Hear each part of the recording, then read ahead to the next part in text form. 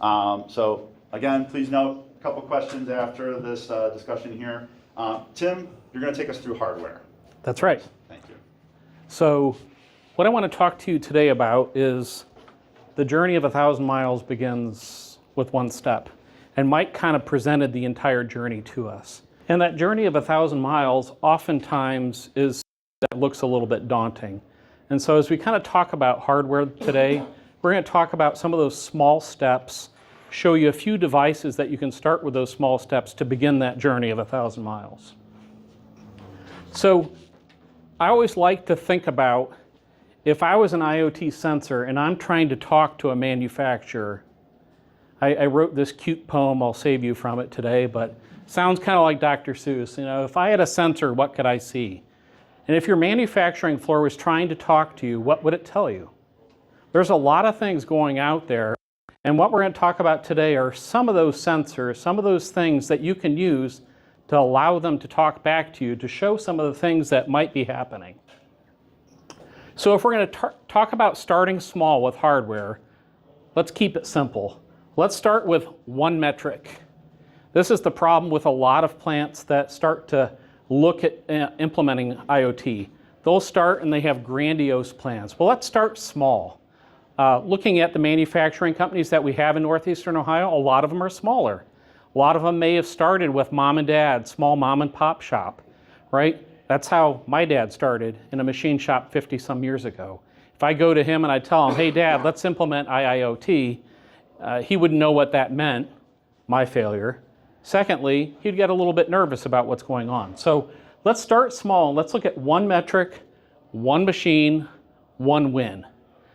And with that, we can start to build some momentum as we start to implement some of these hardware devices. So let's look for low-cost hardware that's modular, that has the ability to maybe innovate through firmware updates or other technology, and it's using some open standards, right? Things like LoRa, things like BLE or Wi-Fi, LTE, using some standard, not proprietary communication protocols. So the first one that I often think about is something as simple as a temperature sensor. Do you know that like most of the medical places that I walk into, twice, 3 times, 4 times a day, they have someone walking around that's writing down what the temperature in their lab is? This is a great small win walking into manufacturing, monitoring some of the things that are going on. One of the plants that I worked in back, I won't say where, I spent about 120 hours bringing a production line back up because of too much humidity in the inventory room, and it caused major problems in production. So things like this, they seem small, but they can have a huge impact on quality. If you're doing any type of QA testing in your facilities, making sure that you have repeatable processes, these can be a great win for a small organization. Talk about LoRa, distance level sensors. These are always kind of fun. They remind me of the old telephones, right? You got your ultrasonic sensors. There's a lot of things that are going on in manufacturing plant. We were recently at a steel manufacturing plant, and they're trying to figure out how much slack they had on a line of steel in a strip milling process. That was really difficult to tell. And we are implementing sensors like this to be able to make some difficult measurements. These are LoRa based, so that long range radio is great at dealing with high noise in the field and having the ability to have multi-year battery life and being able to implement these things. So great little device to be able to measure distance or any material. And I pull that out of my softener tank at home, right? It tells me when I need to add salt. These are things that we don't think about, but oftentimes inside of facilities, we have things that they look dumb, but everyone's got water softeners, we got tanks for materials and fluids, and what are we doing to monitor those things? So a nice quick win on that side. This is one of my favorite devices we've worked with recently. So this is a Wi-Fi or cellular asset tag. So oftentimes people are trying to figure out where things are at. This technology has made leaps and bounds over the last few years. This is built by a South African company.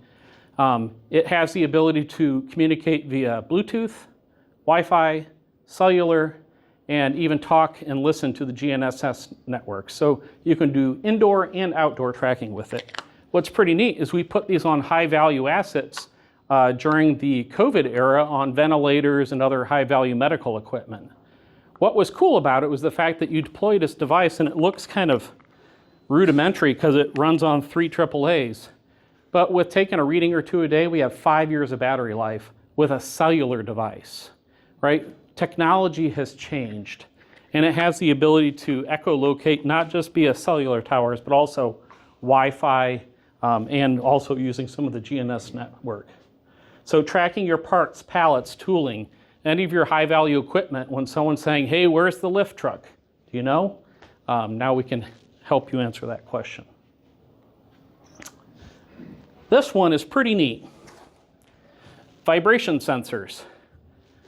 This was a really neat one because it has a very different aspect to it. So oftentimes vibration sensors Mike can probably talk to or put on top of motors and put on top of all kinds of rotating equipment.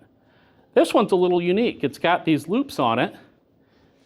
You stick this on the back of your employee on their uniform, and you can see who fell down, who ran into things, and start to track what's going on at an employee level. So being able to ensure safety and trying to figure out how many accidents did I have in the facility. Low power, vibration sensors that can be implemented within the facility. So they can also be applied on your motors to be able to detect bearing wear.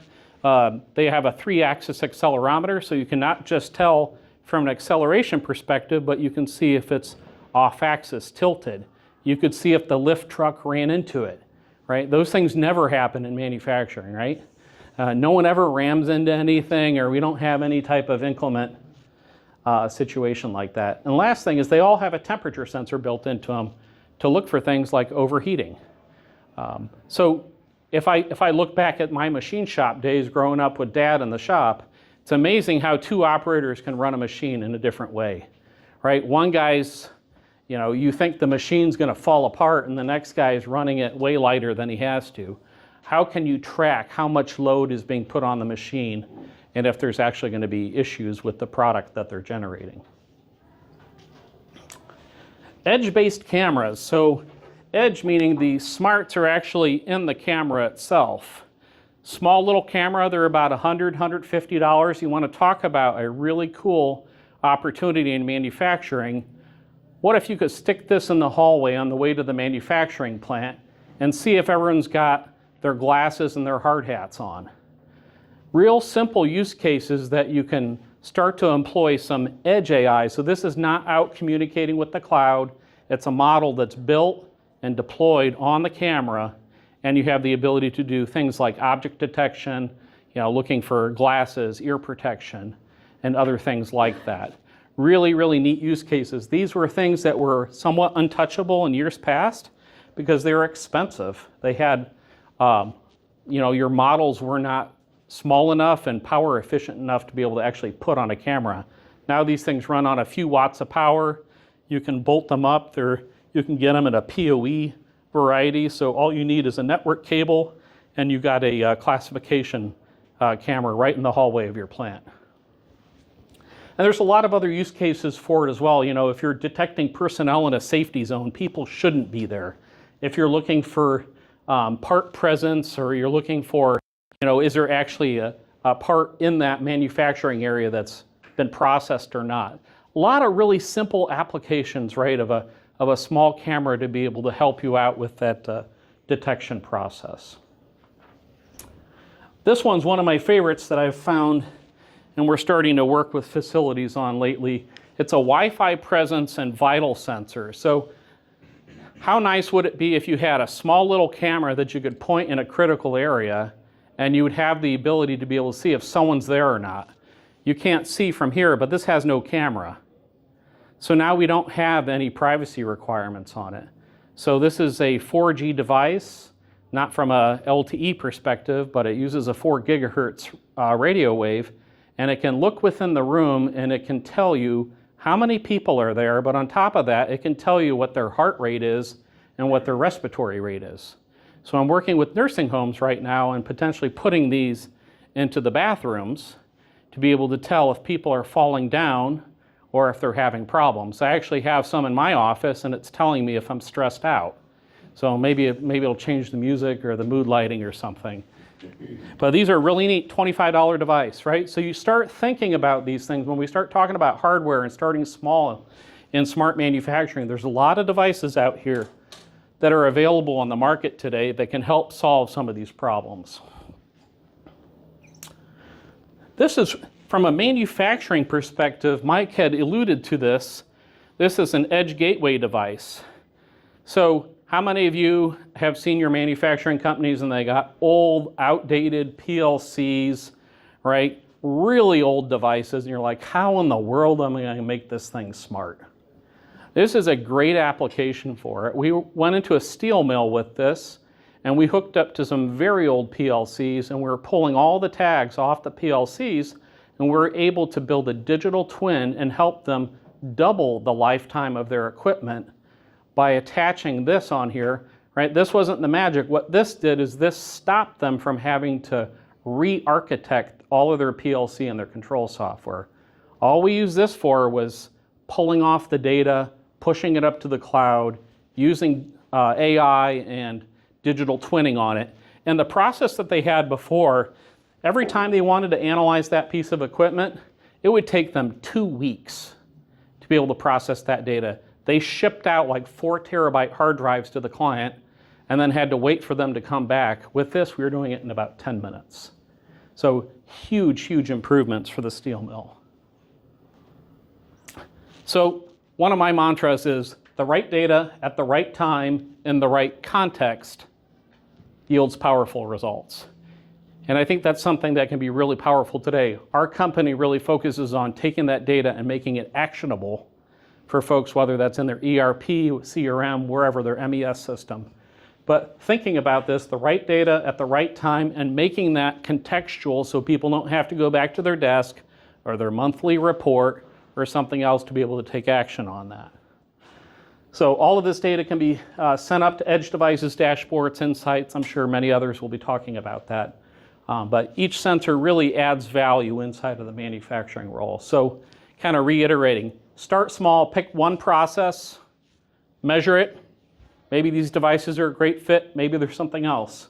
Learn from that data. What is it telling you? Is it telling you that all of your problems with your dropouts and your manufacturing QA process also follow humidity or temperature? It may tell you someone ran into the machine. Never know what that's going to tell you. And then scale that with confidence. So, Perfect. Thank you.